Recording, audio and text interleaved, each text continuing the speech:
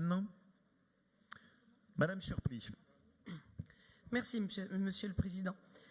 Chers Auvergnats, chers Rhône-Alpins, car oui, c'est à vous que je m'adresse. C'est bien votre argent, oui, que l'on dépense ici. 4,3 milliards d'euros. Ce n'est pas rien. Si vous avez déjà revêtu un gilet jaune, vous avez pu constater que ce mouvement, je cite, nous a fraternisés. Cette phrase, je l'ai entendue maintes fois, vous savez, sur les ronds-points et les péages gratuits.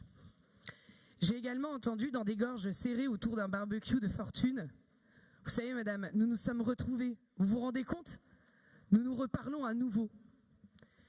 Les gilets jaunes, vous savez, ne demandent pas que l'augmentation de leur pouvoir d'achat. Non. Et d'ailleurs, je me désole que le débat ne tourne qu'autour de cela. Non, ils crient depuis des semaines qu'il manque cruellement de lien social, de fraternité. Mais le gouvernement fait la sourde oreille. Il vous supplie de leur rendre ce qui leur appartient de droit, leur pays, leur tradition, leurs racines.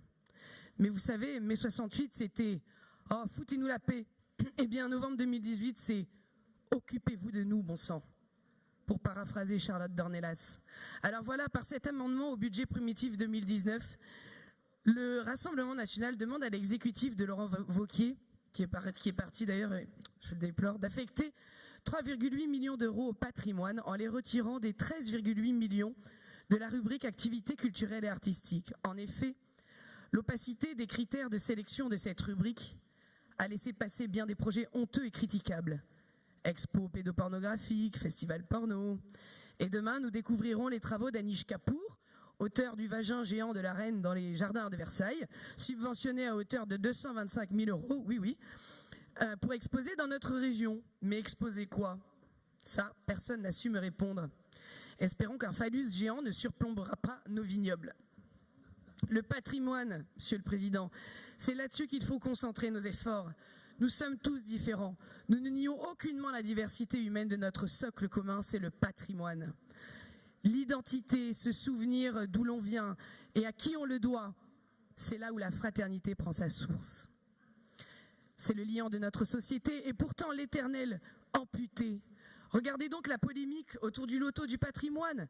14 millions d'euros. L'État va se servir 14 millions d'euros sur les recettes de ce beau projet, alors qu'il avait dit qu'il ne le ferait pas. Maintenant, c'est à vous que je m'adresse, Monsieur le Président. Pitié, ne reproduisez pas les erreurs de notre gouvernement. Pitié. Allouez cette somme à notre patrimoine auvergnat. Alors, je sais, c'est un amendement de l'opposition, un amendement du RN. Je sais que vous mourrez d'envie d'être transpartisan, mais que vous l'interdisez car vous êtes soumis au jeu politique. Et pourtant, vous y gagneriez tellement. Mais pour une fois, Monsieur le Président, acceptez notre demande, mettez le paquet sur le patrimoine. C'est une question de survie, la survie de notre histoire, et cette histoire, c'est aussi la vôtre.